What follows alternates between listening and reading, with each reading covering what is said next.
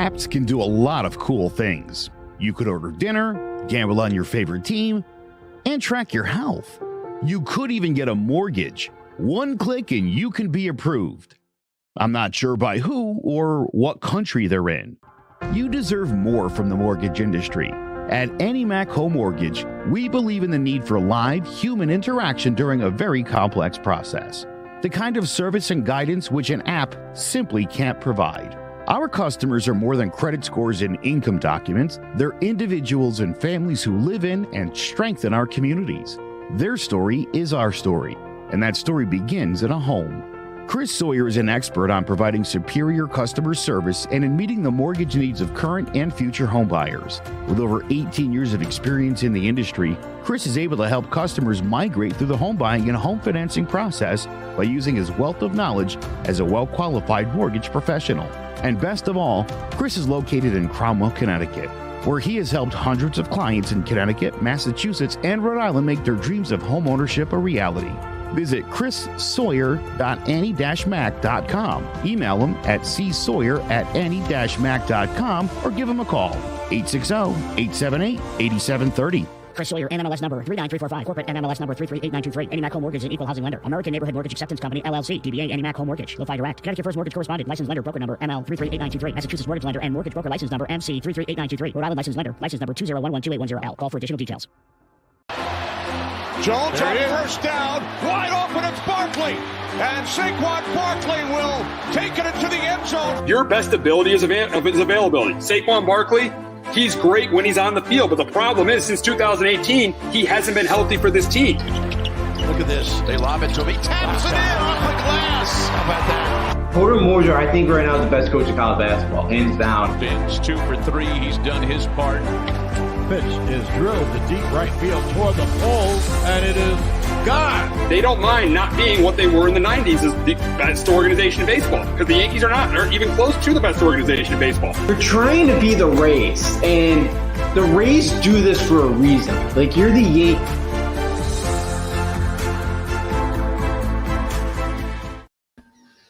Welcome to Sports Talk with R&J. I'm Steve Risser, along here with Justin D'Onofrio.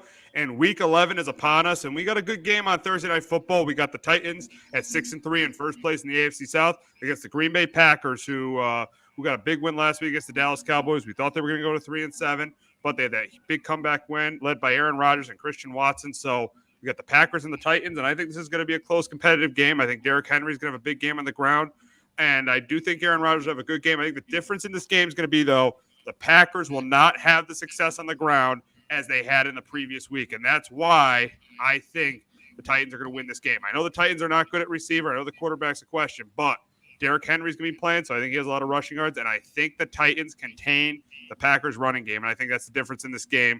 And that's why I got the Titans going to 7-3. And that's why I got them beating the Green Bay Packers 20-17. But Justin, can Aaron Rodgers stay hot and help the Packers get their second straight win? I think Rodgers does this week, and I think they find a way to win on a short week. Yeah, the running game finally was about time they used Aaron Jones. He had a phenomenal game on the ground. I just think too with I know they have Henry, but yeah, as you mentioned, with all the wide receivers banged up, who knows about Tannehill? I think Green Bay does find a way to win this football game. I think they do enough. I think Aaron Rodgers, I think they run the ball enough where they could use play action. That really helped out Aaron Rodgers last week. I think they're able to use that enough. I think I think the Packers find a way to win 24-17. Yeah, I would not be surprised if the Packers win this game. I think, they started to get back to what they did best in this game in the run game. But the Titans have second in the league in stopping the run. The Titans. That's I think the big issue in this game. And I know Christian Watson played well last week, but I don't know if he's going to have a good week 2 weeks in a row. And a lot of people are thinking, the Packers are back. The Packers are back. I don't think so. Looking at their next two games, there's a very good chance they could be 4-8 after Thanksgiving. Yeah, absolutely. With at Philly next week, and then even the way the Bears are playing, that could be a tough one. I know they blew them out week 2, but that one too could be another tough one. But it's a big one for the Packers because you go on the road now for a couple weeks here coming up. So definitely a big one. Definitely winnable game for Packers and the Titans. Titans could definitely win this game as well. They're good enough. And again, Mike Bravel's an unbelievable coach, and he's done a great job with all the injuries that they had this year and even the last couple of years. Absolutely. I mean, he's one of the top coaches in the league, and that's why the Titans are in it every single year. But we got to transition to a big game in the NFC between the Cowboys and the Vikings. Cowboys, tough loss last week. Vikings, crazy win last week over the Buffalo Bills. And I think in this game, I think the Cowboys' weaknesses are going to show. I think they're going to continue to have trouble stopping the run. I think Dalvin Cook is a big game. I do think Kirk Cousins throws a couple touchdown passes. I do think the offense scores some points. I do think Dak throws a couple touchdown passes. But just like last week, I think he throws that key interception that cost the Cowboys. And that's why I got the Vikings going to 9-1 and the Cowboys going to 6-4. I got the Vikings beating the Cowboys 28-20. But Justin, can Dak bounce back this week and lead the Cowboys to a win in Minnesota? I don't think so. I got the Vikings as well, 24-21. I think Minnesota's got the better coaching staff. I like what Kevin O'Connell's done this year. I think Dalvin Cook goes over for over 100 yards yet again this week, and I think that's a big key of why they win. I think Kirk Cousins makes enough plays. I think Justin Jefferson could have a big day receiving wise, and I think the Vikings make enough plays in this game to hand the Cowboys a second straight loss. Oh, I definitely could see it happening. I mean, this Cowboy team, I think they're not. I mean, I don't think they're as talented as last year, to be honest. I mean, I just don't think they're as deep at receiver, losing Amari Cooper. I mean, I think that their defense is up around the same, but it would be a better defense if they had Randy Gregory. They would have a little bit more pass rush. Their run defense is absolutely terrible. That's a big reason why. That's the reason why they lost the Packers game. So this Cowboy team, I think we're looking at for the Cowboys another year where they get in the playoffs, maybe win a game, but don't go farther than the divisional round. Yeah, I'm with you. I think, they definitely, the offensive line has been 100 times better than it was last year. They've really fixed that. They developed that. And, without Tyron Smith yet this year, he hasn't played. So, yeah, for offensive line, that's been a lot better. But, yeah, receiver-wise, it's been weaker. The defense, again, and for the defense, too, they haven't created as many turnovers as they did last year. They only have 15 so far. I feel like at this point they had like 18 or 19, somewhere up around there last year. So, yeah, Cowboys D, it's still good. But, yeah, they're not – last year they were pretty good against the run. They really have not been able to stop that much at all this year. And that's, could be something that really hurts them going in January in the playoffs. Oh, absolutely, absolutely. I mean, again, I don't see this Cowboy team the way it's structured right now. I don't see this Cowboys team making a run. I mean, you got a 14-point lead, you got to hold that, and and that's on Dak Prescott, and that's on the defense. Dak made two bad interceptions last week, and in the defense, if they want to be considered great, they got to hold a 14-point lead. Yeah, they got to be able to, And I know it's Aaron Rodgers. You're playing up at Lambeau. I know that's pretty much a must-win as it gets for the Packers. But, yeah, you want to be a Super Bowl contender. You want to win that NFC East and, stay pace with the Eagles. Yeah, that's a game you got to win. Especially, they were in control of that game for a while, being up 2 scores. But, yeah, they just weren't able to stop the run. Couple bad throws there by Dak. And, it just not, it's a loss that the Cowboys, it's kind of been the last couple of years. They kind of lose a game like that where they're in control and they just find a way to lose a game. And, that's Super Bowl contenders usually don't lose games like that. No, it was definitely a typical Cowboy loss last Sunday. But moving on to a team that's ahead of the Cowboys, and that's the New York Giants. This week they host the Detroit Lions. They won a big game. They won a game last week against the Houston Texans. Typical Giant win this year. It looked like they'd blow them out early, but they let the Texans hang around. But they were able to hang on and win 24-16. This week, I think this is going to be another close game. This is going to be another close competitive game. The Lions have been playing better.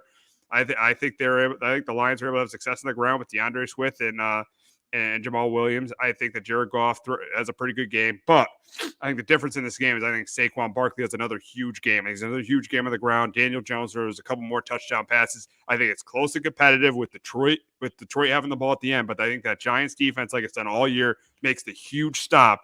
And that's why I got the Giants winning and going to 8-2 going into Thanksgiving. I got the Giants beating the Lions 28-23. But Justin, can Goff have another big game and lead the Lions to their third straight win? Yeah, I got the Lions 27-23. Wow. I just again credit to the Giants. They found a way to win last week. I know we're talking a little bit before the show, but the Texans were in the red zone 4 times in the second half. They just repeatedly shot themselves in the foot. The couple turnovers, and some penalties. I think Detroit to be able to move the ball, and again, it is the line, so I could see them doing the same type of stuff. But I think Detroit, was able to move the ball against the Giants. Their offensive line's been pretty good. As we know, the Giants are going to blitz Jared Goff and try to make him throw under pressure. I think Goff protects football well enough. I think they run the ball well enough. I think they do move the ball. Yeah, I know the defense isn't great, but I think the Lions defense makes enough stops in this game, and I think the Lions get out of MetLife with a win 27-23. And I could see why your pick, as you said, the Texans did get in the red zone 4 times against the Giants last week. Yeah, I mean, some of those drives, the Giants were up double digits, and they were playing zone coverage, and they were letting them get into the red zone. But still, I mean, the Texans did move the ball on the Giants in the second half last week. I could see Detroit definitely moving the ball in this game. That's why I do see them moving the ball, but I think they're going to settle for field goals. That's what I think. But with the way Detroit does move the ball, I could see them definitely giving the Giants defense trouble. And I could see offensively the Giants having a little bit of trouble too with the man coverage that Detroit plays. Aaron Glenn likes to play a lot of man coverage, and the Giants really don't have a receiver that could beat man coverage. So I definitely could see the Lions winning this game, but the way it's been all year, the Giants have beaten better teams than them, like the Panthers, like the Bears, like the Packers, like the Texans in close games. That's what I think is going to happen this Sunday. No, you're right. They've beaten the team that they've had to beat this year. You mentioned it hasn't been pretty, for a lot of the year. They haven't really blown anybody out. But, yeah, they found a way to win close, and I think it's a huge thing. For the Giants and the wide receivers, Slayton had a good week. But, yeah, is this the week Kenny Golladay against his former teams? Is this finally the week that he does something? But yeah, I know. If Golladay doesn't do it this week, he's never going to do it. This is his former team that didn't want to give him a big deal. If Golladay doesn't have a big week this week, he's never going to have a big week for this team. And we got a comment from Hector. I think this is the week that Barkley reaches over 1,000 yards, and I agree. I could easily see him getting over 100 yards against this Lions defense. This Lions run defense is not good at all. I definitely see Saquon Barkley reaching 1,000 yards this Sunday. Yeah, absolutely, because he's about 70 yards away from that mark. So absolutely, I definitely could see him getting over 70 yards this week and topping the 1,000-yard mark. And been a great year for him in a contract year. So he's looked phenomenal. He looks healthy. So that's another huge reason why the Giants are sitting at 7-2 right now. Oh, I think it's the biggest reason. The 2 reasons why. 3 reasons why. I'll go with 4 reasons. Saquon Barkley, number 1, has been outstanding. Daniel Jones had a really good year. The defense has played well, made the stops, and they've given up yards, but they've made the stops, and they've had to make the stops. And number 4, Brian Daboll has been outstanding. He is clearly right now the coach of the year, seeing that Nick Sirianni lost last week. Yeah, absolutely. I agree with all 4 of your points. Daniel Jones looks like somebody, again, he may never be a top 10 quarterback, but he looks like somebody that's good enough right now to kind of, could take you to the playoffs. Again, we'll see what happens if they do get in the playoffs. We'll see how he does then. But yeah, he's played pretty well. Barkley being healthy. The defense looks better this year than it was last year. And yeah, Daboll just has made an absolute difference. And, coaching matters in the sport. And, he's made such a big difference. And you could see it. And those guys believe in that locker room. Absolutely. Daboll's done an outstanding job for this Giants team. But we'll move on to a huge matchup in the AFC East. We got round 2 between the Jets and the Pats. As obviously the Patriots won in MetLife Stadium a couple weeks ago, where Zach Wilson threw 3 interceptions. But I don't think the Jets are going to make the same mistake as they did a couple weeks ago against the Patriots, where they had Zach Wilson drop back and throw 41 times. I don't think that's going to happen. I think they're going to get that running game going with James Robinson and with Michael Carter. I think that running game is going to get going. I think they go for over 100 yards on the ground.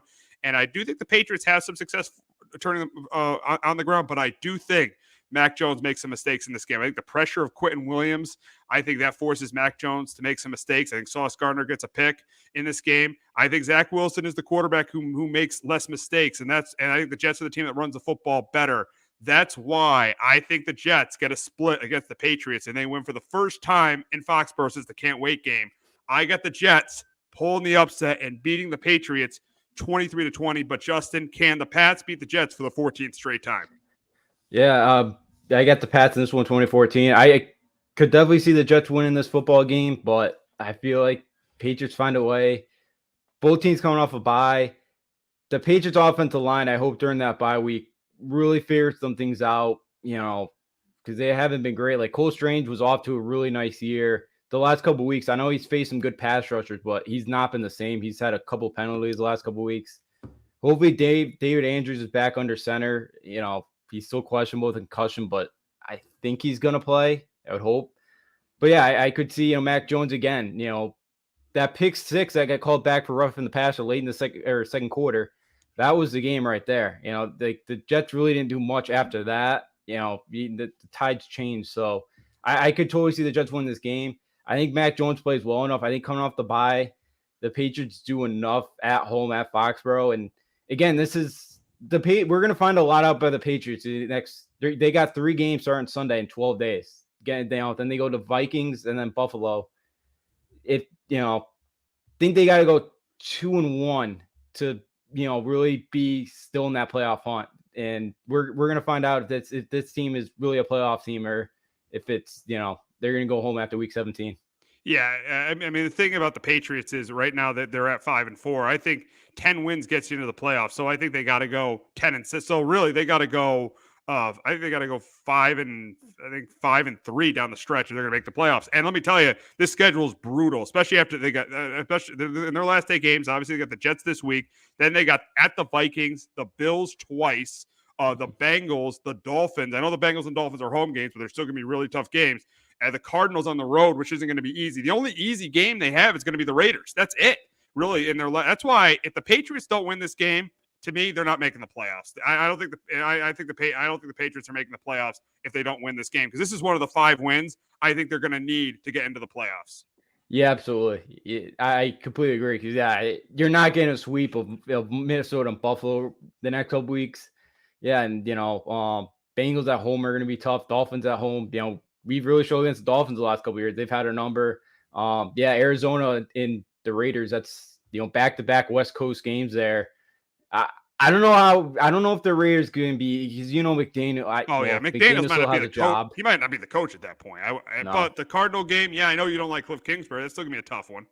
Yeah, that'll be a tough one on the road. I know the Cardinals are really banged up, but on a Monday night, who knows? Maybe Arizona finds a way to win that game. But it's a tough schedule if they don't win this game. Their season is pretty much over.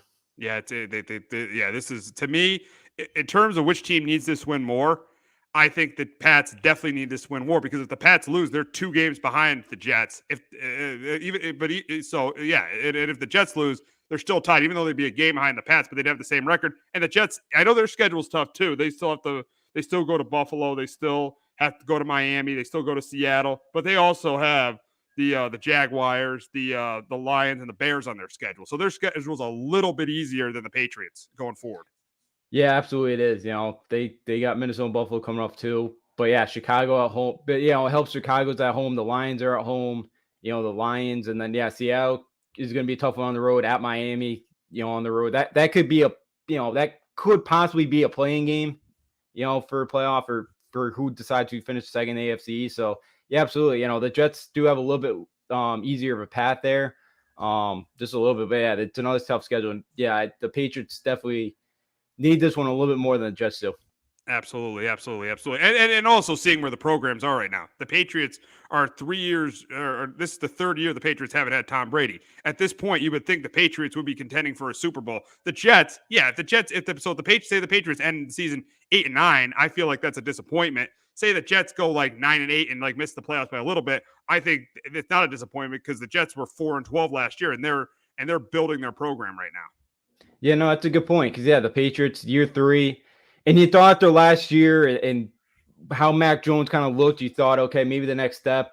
We've talked a million times about the offensive staff that they have and all that. But you would think now, because there's still a lot of answers about Mac Jones right now with just everything going on, and with the Jets again with all the injuries they kind of had the preseason. We kind of thought, the team A is going to have 4 or 5 wins, and they Robert Saleh's done a really nice job. And in year number 2 under Saleh, you could definitely see them turn around that franchise. And it'd be definitely a good step in the right direction for the Jets. They go like 9-8 or something like that. And with the Pats go 8-9, it'll be a disappointment year. And there's gonna be a lot of questions. They'll have $100 million in cap space to use this offseason, so it'll be a big offseason for Bill to spend, and then you'd hope this time kind of spend more wisely. Absolutely, absolutely, absolutely. So we got to get to a matchup in the AFC West. And who would have thought at the beginning of the season that the AFC West could be over before Thanksgiving? But that's the case if the Chiefs win this game. And I think they do. I do think the Chiefs win this game. I think Patrick Mahomes is another big game. I think Pacheco is a pretty good game on the ground, too. I think Mahomes throws 2 or 3 touchdown passes. Last week, he's the MVP right now. He threw 4 touchdown passes to 4 different wide receivers. He's clearly the MVP right now. I think he continues to play great. And I think Justin Herbert has another great game, a really good game. I think he throws a couple touchdown passes. But in the end, I think in the end, he doesn't convert on the 4th down, or he throws a crucial interception that cost the Chargers the game. And that's why I got the Chiefs going into LA and beating the Chargers 31-27. But Justin, can Herbert and the Chargers get revenge for what happened in week 2? I think it's possible, but I got the Chiefs as well, getting out of there with a win 30-24. Mahomes has been really good against the Chargers. He's got 18 touchdowns and 5 INTs, in 8 games against the Chargers. He's done a really good job. And, the addition of Kadarius Toney last week, adding him in, he looked pretty good. I know they may not have Juju Smith-Schuster this week, being still in concussion protocol. But, yeah, I think the Chiefs run the ball well enough against that Chargers defense.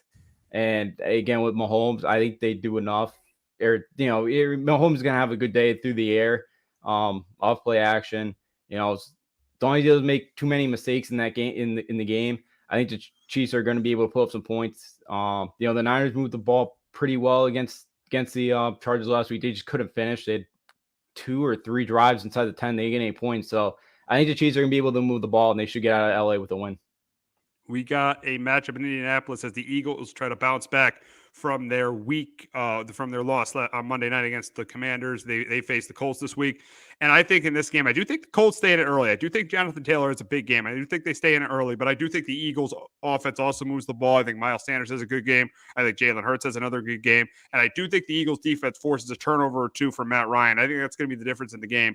That's why I got the Eagles bouncing back this week, winning the game 30-17. But Justin, can Jeff Saturday get his second win as Colts head coach? I think they keep it close as well, but I don't think they have enough. I got the Eagles 27-23. I think we learned the formula to beat the Eagles. It's kind of run the football, get a lead, and that kind of changes how the Eagles play offensively. And the Eagles too have been great at turning you over, and they had 3 turnovers themselves last week. And I think they're probably still not gonna have Jordan Davis this week, and I think Jonathan Taylor is going to be able to have a good day on the ground. The Colts look, pretty bought into Jeff Saturday and all that. And, Matt Ryan looked really good. He played really well. So I think the Colts keep this thing close. I think they play well, but I think the Eagles just have a little bit more talent. I think they bounce back this week, but I think the Colts keep it a 1-score game. And you made a good point about Jordan Davis. That has been a much bigger loss than a lot of people expected. The Eagles run defense, I know it's not great, but it's definitely improved when Jordan Davis is in there. Yeah, absolutely. He's such a big body guy, and he can move pretty well. And yeah, he clogs a lot of space up front. And yeah, he's not having him there has been a big difference. And he was such a big part of that. He was kind of an underrated guy on Georgia's defense last year. But yeah, he's been a big loss, and I think they're hoping maybe week 13 he's back. So a couple more weeks they may not have him, but yeah, he's been really missed up front. We got an NFC matchup in Atlanta as the Bears travel to Atlanta. Justin Fields, homecoming for Justin Fields. He travels back to Atlanta to face the Falcons. And I think this is a typical Bears game. Both teams go up and down the field. There's not much defense being played, but I do think Justin Fields has that game-winning drive in his hometown. And that's why I get the Bears winning the game 30-27. But Justin, can Mariota bounce back this week and get the Falcons to 5-6? I got the Bears as well, 28-24. Justin Fields coming back home. I expect him to have a big day. Both teams aren't great at stopping the run. The Falcons are a little bit better, so that's maybe where they could have the advantage in this one. What quarterback can make the less mistakes? Who's the less penalized team in this game? But I expect Cordell Patterson to have a big day on the ground. Mariota could have a couple big runs in this game, but again, getting Kyle Pitts and Drake London involved, they're going to be huge for that offense. Keep them off balance with play action in this game. But I do think the Bears right now, they're playing a little bit better. I know their defense isn't great, but I'll take the Bears on the road to get a win. Got an NFC matchup in New Orleans, a rematch of an NFC championship game, I think we all remember, as the Rams travel to New Orleans to face the Saints. and neither team knows who their quarterback's going to be. The Rams are not going to have Cooper Kupp for a while. In this game, it was a hard game to pick, but I just took the team that had more weapons on offense, pretty much. That's the team I took, and that's why I got the Saints winning this game, 19-13. But Justin, can Aaron Donald and the Rams defense help them get an upset win? They're going to have to with everybody out now. I got the Saints as well in this 120-16. Yeah, they're going to have to get pressure on whoever plays quarterback. If it's Jameis, Andy Dalton, Taysom Hill, you assume is going to play a little bit of quarterback in this game. Thomas has been out as well. But yeah, the Rams defense is going to have to force some turnovers. And again, the Saints have turned it over 19 times, but the Rams have only forced 8 all year. So someone's got to, Aaron Donald, that defense, they're going to have to make some plays. They're going to have to probably score a defense touchdown, try to win this game. But yeah, I'm with you. This game was impossible to pick. And yeah, with Cooper Kupp out and this game being in New Orleans, I decided to go with the Saints, but I do not have much trust in them. No, you don't trust in either. You don't have trust in either team right now, especially offensively. No trust in either team right now. And that blank them picks philosophy from Les Snead is coming back to bite him right now because this Rams team has no depth at all. No, they don't. And I truly do think I know they still don't have many draft picks, but I think last year they just threw all their marbles in and just kind of said, look, let's just win it. We'll deal with next year, next year. And yeah, it hasn't worked out. They don't have much depth. Stafford hasn't been healthy pretty much all year. And yeah, it's a team that just, they haven't been great this year. And it's just, there's not much depth. They haven't been able to run football. And Cooper Kupp's been their only really weapon that's really stepped up this year. Do you forget they have Allen Robinson? Because Allen Robinson has been terrible. He's done. Yeah, he hasn't been great. So it's been tough. Yeah, it's been tough. And now with no Kupp, now they needed Allen Robinson to really come up and have a big day Sunday. Exactly. So it should be an ugly game in the Superdome on Sunday.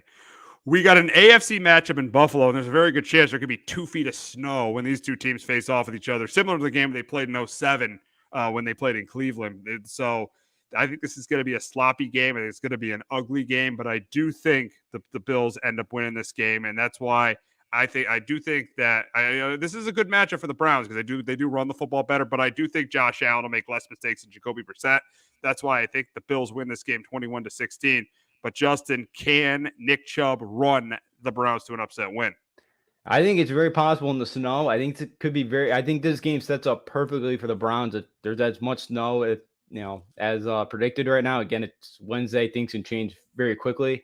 But yeah, I think this game sets up beautifully for the Browns to be able to run the football. We saw we kind of saw whether it did Buffalo last year against New England. They, couldn't run the football in that game. I think if it's like that, and it's going to be a shortened game, I think the advantage Browns. And the last couple of weeks, Josh Allen, who's been really good at protecting the football the last couple of years, he's got 4 interceptions the last 2 weeks, which is, unlike him. And 2 of them been in the red zone. So I think the Browns keep this thing close. I think it's low scoring, but I do think Buffalo finds a way to win, but I think it is very ugly. Even though the snow games are like my favorite ones to watch, even though it'll be some low scoring defensive game. But I think the Bills find a way to close out a win at home. And the big question right now, a lot of us thought the Bills would be the favorite to win the Super Bowl. Right now, they're sitting at 6-3 in 3rd place in the AFC East. The question is, should we be concerned about the Bills right now?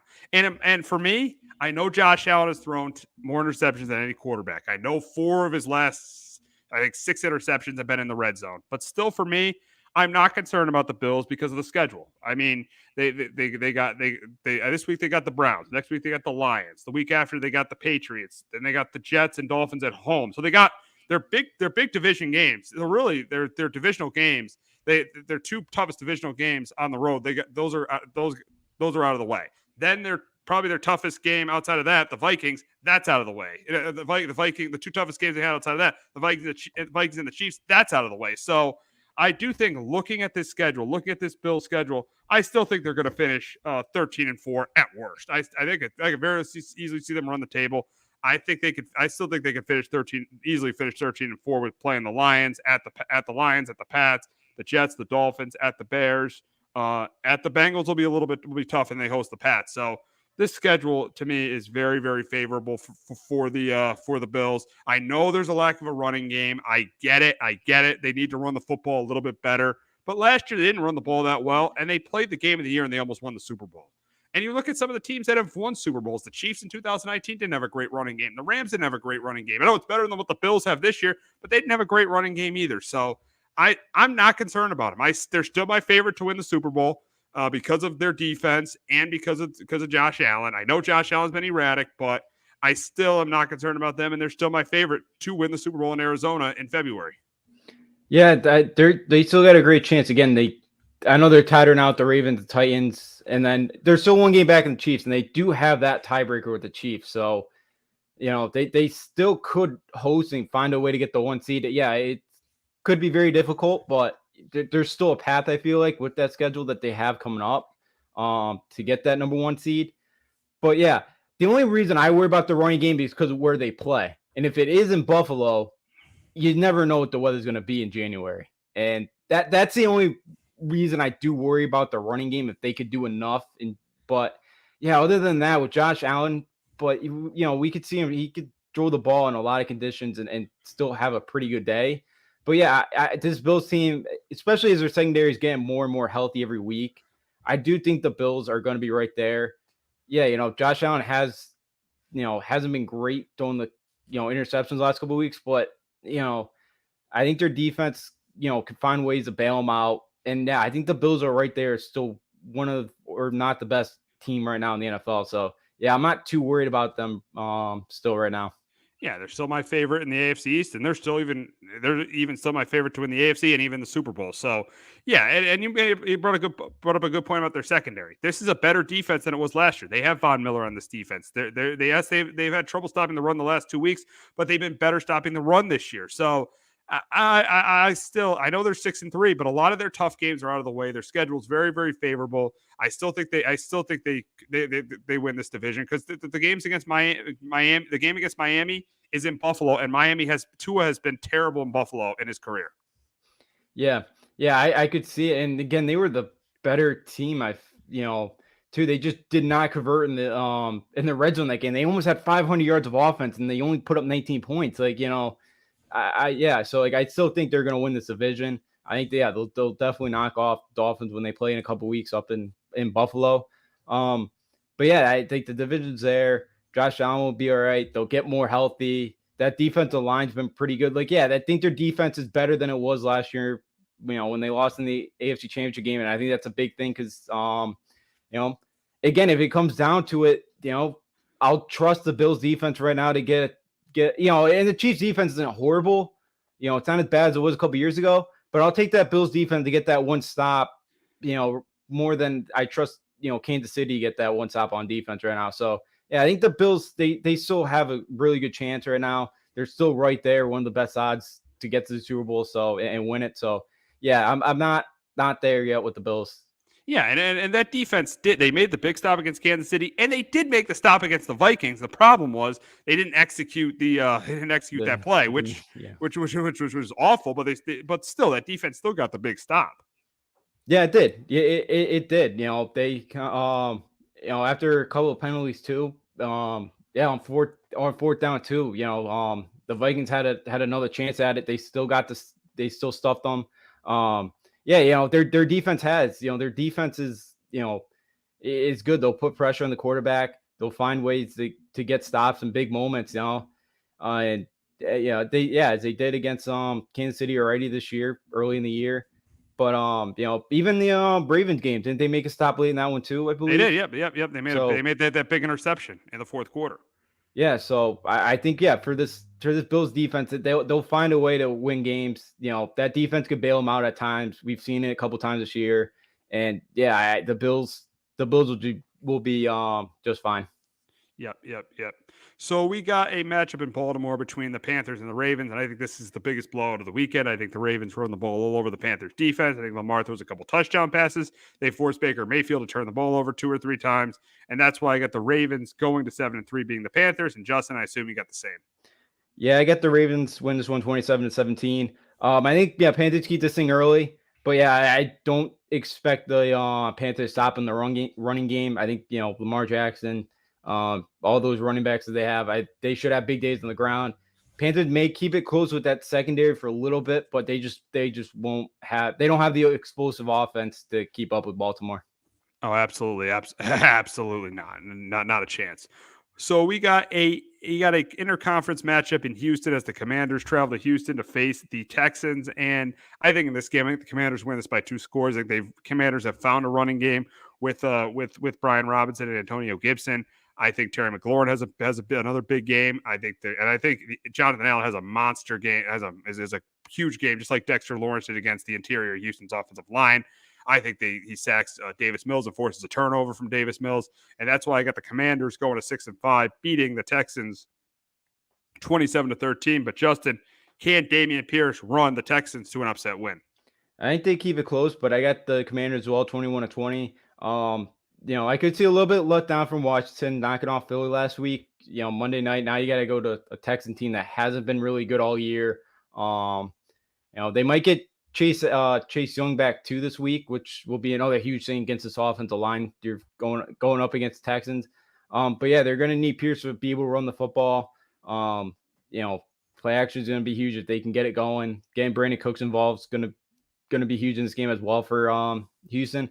I think they keep it close. It's a team that's played hard, but they got to finish in the red zone this week. And I think Washington finds a way to win, but I won't be shocked if Houston knocks them off or just keeps this game close. I think the big question going into the week is should the Commanders stick with Taylor Heineke as their starting quarterback? And I think they should. Yes, Wentz is more talented, but Taylor Heineke is 3-1 as the starter. And they lost by 3 points to the Vikings too. He's 3-1 as the starter. And I think Carson Wentz was 2-4. I just don't think Carson Wentz is good enough to take someone's job that's hot right now. So that, in my opinion, I think the Commanders should definitely stick with Taylor Heineke as their starter. Yeah, I'm with you. I like Heineke too. The way he's been playing, he's done enough. So far again, yeah, they going 4-1 right now. The defense played pretty well. They found that running game. He makes enough plays too. That he makes enough plays too with his arm. He's not a big scrambler guy either. But yeah, he's made enough plays with Terry McLaurin, and he's protected the football as well. But they have McLaurin, Samuel. I think I don't think Wentz should come back, take his job, because it seems like the offensive line starting to play better as well. I know that was kind of one thing with Wentz; they just couldn't protect him. They're doing a little bit better job with Heineke this time, right now. But yeah, the way Wentz was playing, I don't think he should be able to come back, take Heineke's job.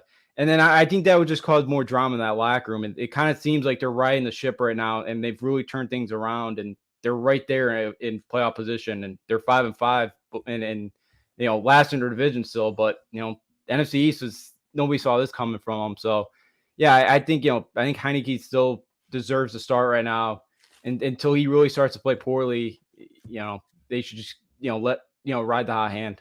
You got Chase Young coming back. So you're really going to have that, D-line healthy for the first time in a year. You have Chase Young coming back, and you got some big games coming up. You're a half game out of that last 7th and final wild card spot. You got some huge games coming up. You got Dallas at home in the last game of the year, and you got 2 games against the Giants. So I just don't see a need to change right now. I think you got to keep this is going well. I think you stick with it. Yeah, I agree with you. Hector's comment: better division, NFC East or AFC East? Well, that's a really, really good question. Better division, NFC East or AFC East? That's a really, really, really good question there. Better division, NFC East or I'm probably going to go AFC East, because the AFC East have 2 legitimate Super Bowl contenders with the Bills and the Dolphins. The NFC East probably has 1. Because I think that the Eagles are, yes, they're maybe a little bit better than the Bills right now, but I think the Dolphins are clearly better than the Cowboys and the Giants. And then if you look at the bottom of the division, Washington and New England are pretty. Washington and New England, because I do think the Giants are better than the Giants, and Jets are better. The Giants and Cowboys are better than the Jets. And then, but Washington and New England are pretty even. but I'm probably going to go AFC East because they have two legitimate Super Bowl contenders. Yeah, that's why I have to go with them too. I don't see that second team out of the NFC East. Again, the way the Giants have been playing, they could find ways to win in January. I could see it. The Cowboys, the Cowboys have some talent where they could do it too, especially how wide open the NFC is right now. But yeah, I feel better that the Dolphins and Bills have a better chance than I feel better. Yeah, I think the Dolphins right now have a better chance to get this, or maybe not a better chance because of the Chiefs and Bills, but I feel like the Dolphins have more talent than the Giants and Cowboys where they can get there. I feel a little bit more confident in that they got the second Super Bowl contender. I'm not sure if the NFC East has it. But at the bottom, Pats Washington would be pretty even game. That'd be an ugly football game. Oh yeah. But I would say they're pretty even. But I think the AFC is just a little bit better. But yeah, that's a tough one. Yeah, that's a tough one. Yeah, I would probably go with the AFCs by a little bit, but I think they're clearly the two best divisions in football right now. Yeah, absolutely. They there's a lot of talent on because at last place in both spots. You got the Patriots who could find a way to the playoffs. It's probably unlikely, and then Washington too, the same thing. They're right outside that last spot in the NFC right now. So yeah, absolutely. There's not really a last place team right now in any other division where you could say that they got a shot to make the playoffs. And I don't think Washington or New England will beat anybody in the first round, but I don't think I'd be totally shocked if they do knock off like a 2 seed. Like I wouldn't totally be surprised, but I don't think they would. And I don't think any last place team in any other division, would be, they're not even really sniffing the playoffs right now. No, exactly. Yeah, because the last place team in the Patriots right now are the 7th seed, and Washington's a half game out of being the 7th seed. Yeah, so yeah, they're both right there, and it's pretty amazing what those two conferences divisions been able to do with all the talent that they have right now. And yeah, it's the NFC East is really the surprising one. I guess the Jets have been the big surprise. I guess even the Dolphins, nobody thought was going to be this good. Either they've kind of been the big surprise. So yeah, both divisions kind of snuck up a little bit on people, especially the NFC East. Absolutely. So now we'll move on to an NFC North matchup in Pittsburgh as the Bengals face the Steelers. And I think this game's competitive for a half, but in the second half, I think the better team takes over. I think that Joe Burrow throws a couple touchdown passes. I do think the Bengals defense forced a turnover or two from Kenny Pickett, and that's why I get the Bengals going to 6-4, and I got them beating the Steelers 24-13. But Justin, can the Steelers sweep the Bengals? I don't think so, but I think they keep close. I got the Bengals in this one, 21-17. Pittsburgh at home, they're going to play hard. They're going to play tough. I think they keep it close. They forced 5 turnovers the first time against Joe Burrow and that team. I think, with JJ Watt back, I think they could get some pressure on Burrow again. They're going to have to force him to make some mistakes yet again. But yeah, the Steelers are going to have to stop that running game of Joe Mixon in this one. Pickett's got to hold on the football, not make mistakes, especially in the red zone. But yeah, right now, I think the Bengals do find a way this time to get revenge over the Steelers. But I expect, being an AFC rivalry game and those teams, I expect the Steelers to keep this thing within a one-score game. We were talking about great division earlier, and one division that we had a ton of expectations for was the AFC West. But the biggest reason why the AFC West has been what it is this year is because of these two teams. These two teams are probably two of the most underachieving teams in football, as the Raiders travel to Denver to face the Broncos. And I think this is a close, competitive game, but I'm going to take the home team here. This might be a battle of two coaches that could very easily lose their jobs after 1 year with Josh McDaniels and Nathaniel Hackett. But I'll take the home team here. I'll go with the Broncos 24-20. But as I just said with the Bengals and Steelers, Justin, can the Raiders sweep the Broncos? Yeah, I got the Broncos as well, 21-16. Yeah, both coaches. It sounds like the Raiders may choose between McDaniels and Carr, and it sounds like right now they choose McDaniels over Derek Carr. Which wow, that would be absolutely terrible. I know Derek Carr hasn't played well this year because he hasn't been good in the fourth quarter, but that would be a horrendous move if they choose McDaniels over Derek Carr. McDaniels is proving that he's not an NFL head coach.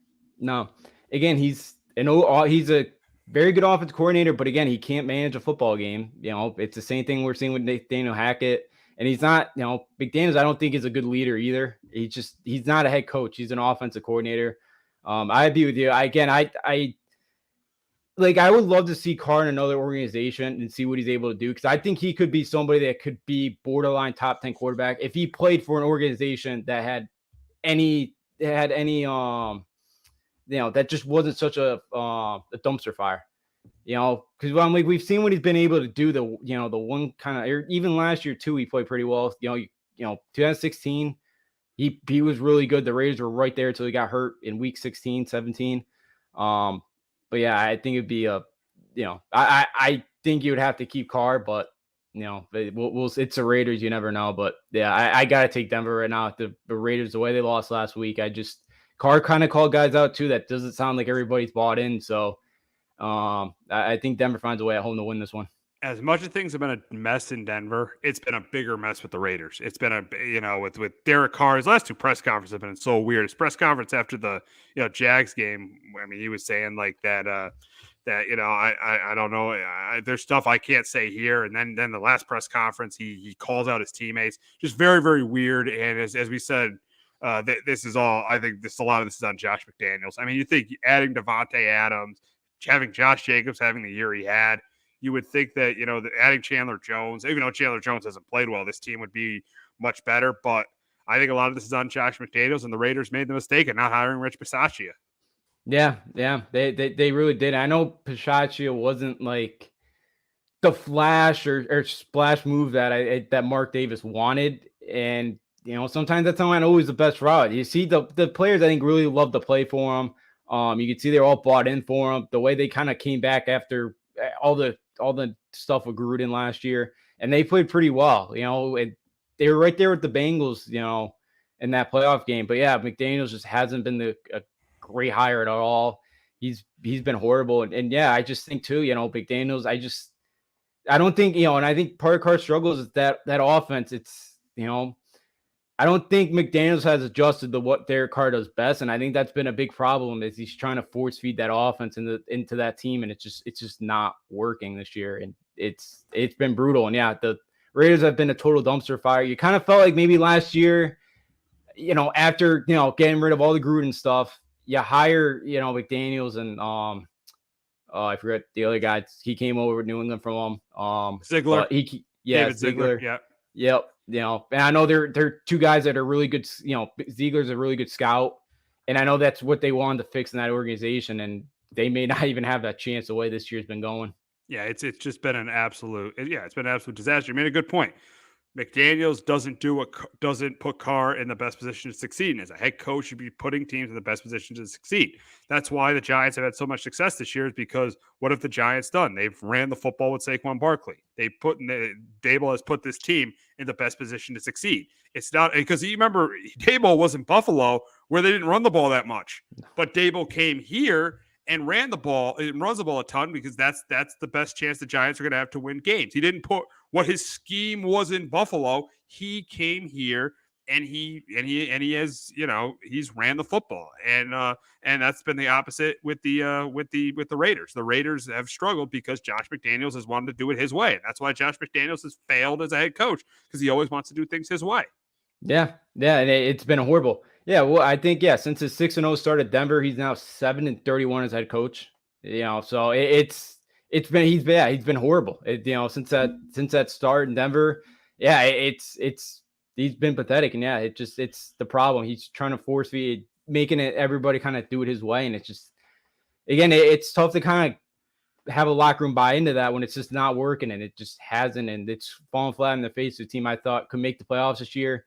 I thought, McDaniels could be really good for Derek Carr, bringing in somebody like that's kind of been a QB whisperer. You saw what he did with Mac Jones last year, and it's just this year, it's been horrible. And I feel bad for Derek Carr, because as I mentioned, I think he could be borderline top 10 if he played with pretty much any other organization. I think he's got that potential, but it's too bad.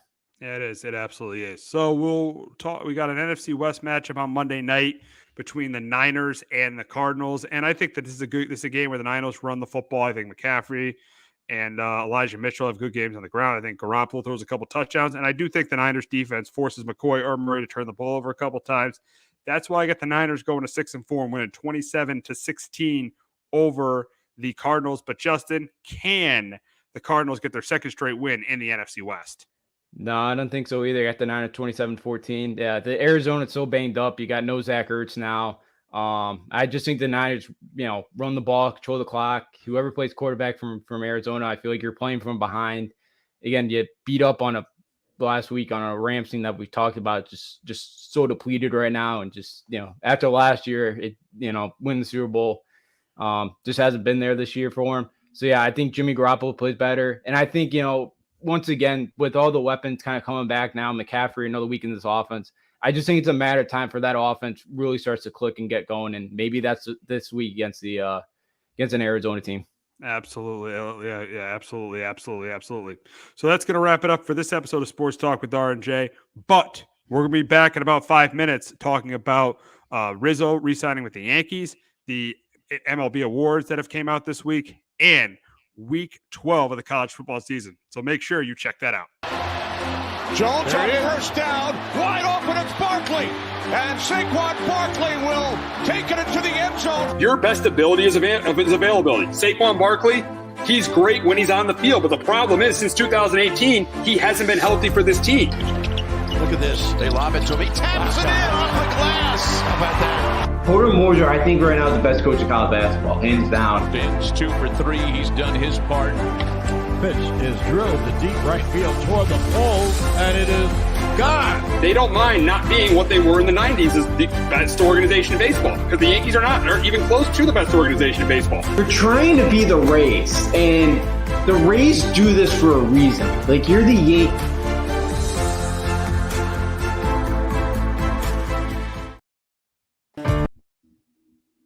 Hello, my name is Joe Aguirre. I'm the president of Clovercrest Media Group, and here at CMG we have a wide variety of podcasts, including sports shows like Keys to the City, The Roll Call, Throwing Jabs, All Four Downs, and Jawing About the G-Men, and great true crime shows like Sticky Meek, Crimes and Consequences, Ivy League Murders, and Bird, the unsolved murder of David Eichmann.